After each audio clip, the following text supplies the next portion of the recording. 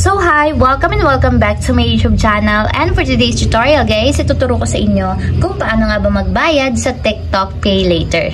But first, kindly subscribe to my channel, don't forget to hit the subscribe button and the bell to notify you for my new updates.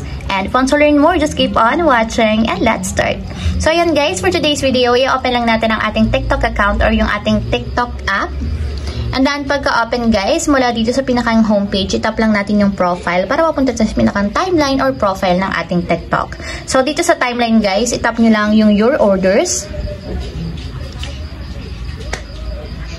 And then, after naman yan guys, dito is i-scroll lang natin papunta sa left para makita natin yung option ng Pay Later. So, tap nyo lang yung Pay Later.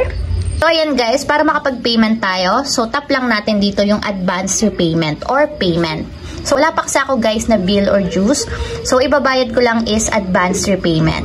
So, dito naman guys, nakita nyo, wala akong amount due. So, 0 yan. So, total amount ng aking available credit limit is 3,161. So, repayment amount. So, tinignan ko yung aking statement for the month of January. So, babayaran ko na siya ngayon. So, 206.42 yung nakalagay. So, bali advance repayment ko na to guys. So, pinakita ko lang sa inyo kung paano ba magbayad sa TikTok Pay Later. So, once na nilagay nyo na guys yung amount na ibabayad ninyo or yung repayment amount, itap nyo na yung continue. And ayan guys, meron pa pala kayo ditong ibang pwede pang pagpilian. So, pwede siya sa GCash, internet banking, or through 7-Eleven. So, pipiliin ko na lang dito guys is GCash since mas mabilis makapagbayad gamit ang GCash and accessible siya para sa akin. So, tap ko na yung GCash.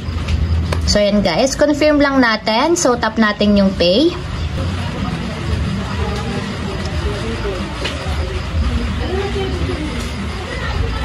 So, kung makikita nyo guys, repayment successful na siya and tap lang natin yung done. So, and guys, may nag-notif sa akin. So, your payment of 206.42 on TikTok Pay Later has been successfully processed. So, ayan guys, ito yung reference number and ayan, successfully payment na siya. So, ayun lang guys, ganun lang kasimple kung paano nga magbayad sa TikTok Pay Later. If you have a question, kindly comment down below and don't forget to hit the subscribe button and the bell to notify you for my new updates.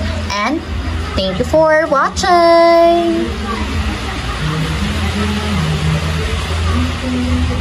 Living life, every day, late at night, not okay.